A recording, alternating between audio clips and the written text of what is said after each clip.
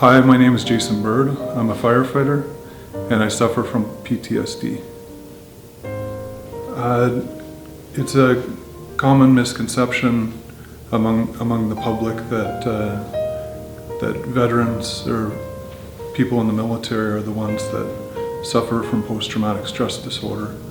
But there is a large percentage of first responders who also suffer the same disorder or injury. This is not something that has anything to do with weakness. You don't have a choice. It doesn't matter how big and tough you are. When I was in grade 12, I identified that being a firefighter was something I was seriously interested in.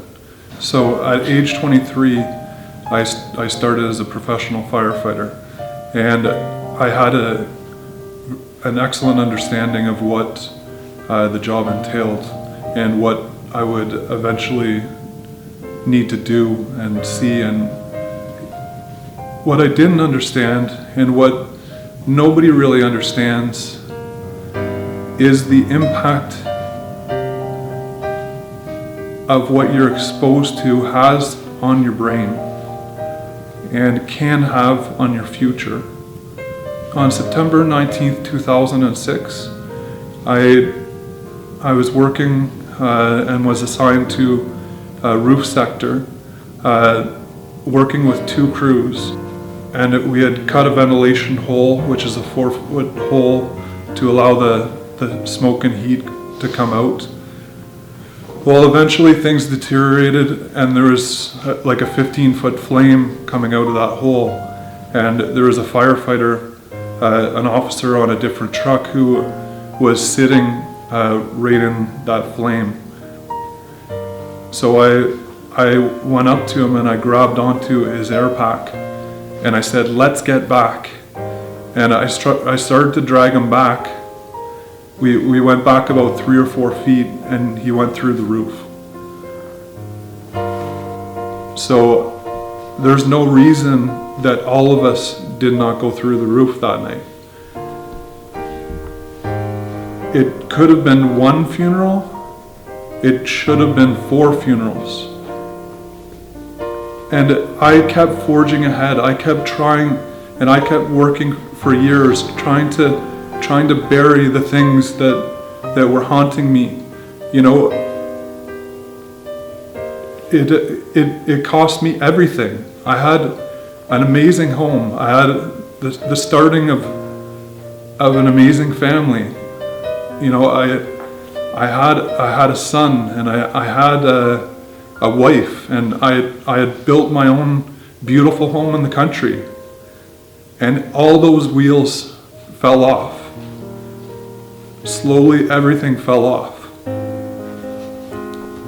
So there's a bit of irony in my case.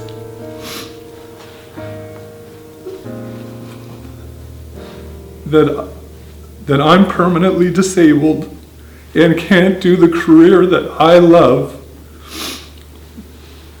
because I saved one of my brothers. I had applied with the help of my doctors to an organization called Courageous Companions. When I finally was accepted into the program,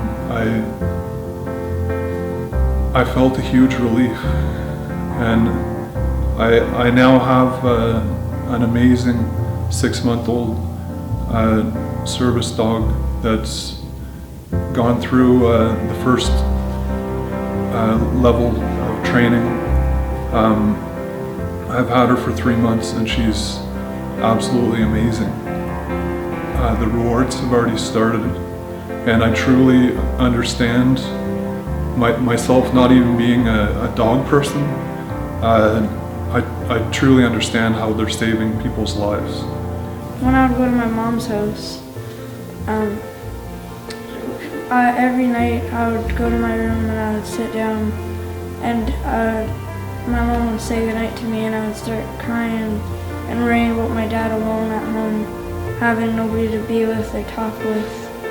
But then when eventually he got a service dog, that made me more relaxed, that I didn't have to worry every time I go to bed and think that he has nobody to talk to or do anything with.